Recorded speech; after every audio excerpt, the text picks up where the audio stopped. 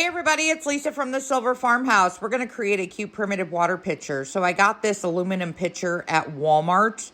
It was roughly $5 and some change. We are going to use a couple different steps to create this to look old and primitive. The first thing we're going to use is Rub and Buff. You can get Rub and Buff at Hobby Lobby, Michael's. Look how pretty this comes out and such a difference to the original state it was in. I'm going to use this little tube of Rub and Buff. I'm using the color Ebony. You can get Rub and Buff at Hobby Lobby, Michael's, Amazon. A little bit will go a long way. I know this tube looks really small, but I've been using this tube for a couple crafts already, and I'm not even halfway through it. Simply apply a little dab on your finger, and you're going to rub it onto the piece that you want to create to have more of an aged look.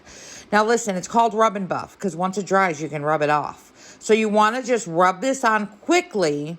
Let it dry and do not re-rub because you will take this color off of whatever you're putting it on. So you notice I'm just kind of giving it a quick little rub. You have to apply it quickly because it does dry quickly.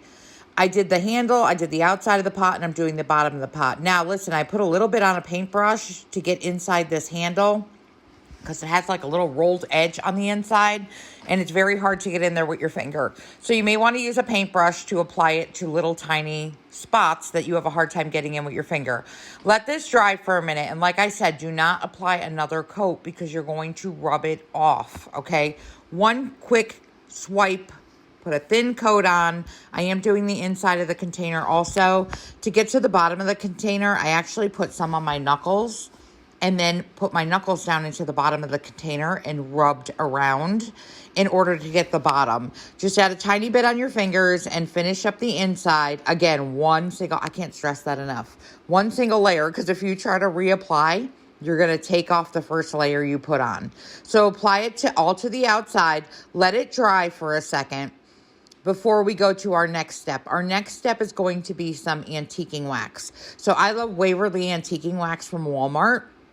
And it's where I get mine, but other places also sell antiquing wax that you can use. I am going to apply a thin layer right over the top of the Rub and Buff layer. Add a little bit onto your fingers and kind of just rub either down or up in a gentle motion. Do not push too hard because you do not want to remove that Rub and Buff off of there, okay? So we're going to apply it everywhere, to the handle, to the inside, to the outside, and to the bottom. And you notice I'm just doing some very light straight rubs. I'm not going in a circular motion. You want to go up or down. And I'm also going to do the inside as well. And make sure it's a thin coat. Don't put too much on because this does take a while to dry. And we are going to kind of bypass the drying step.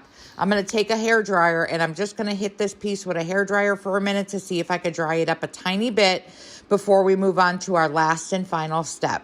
Now listen, hair dryer works great to dry up your crafts quickly. I prefer using a hair dryer over a heat gun because sometimes a heat gun can melt whatever you're working with, especially if it's not metal. So let's just take a second, dry this up. The next step is going to be using a rusty colored paint. I love Deco Art's Cinnamon Stick. Apply a little bit to your hands, rub your hands together, and just pat your hands onto your water pitcher. It's a patting motion. Do not rub. Just pat. You see, I'm just patting all over, and it's giving it that rusty little finish. And you can do the inside as well. Again, I put it on my knuckles, and I pushed my knuckles down to the bottom of the pitcher, and then I'm just tapping my hands all over. You'll need to reapply the paint a few times to your hands in between each pat. And voila, look, you have a beautiful pitcher. Now listen, you can add any kind of embellishments you want to add onto this.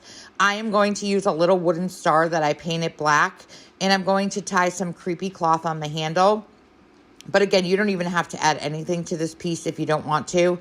I am going to add a little bit of sealer though before I add my pieces to my final finished pot. The sealer is going to help hold on your finish because you will be able to scratch this off if you wanted to. Look how beautiful that bottom came out.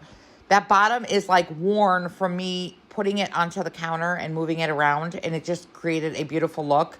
But I'm using Matte Finish Sealer by Krylon. It's my favorite sealer. It dries very quickly.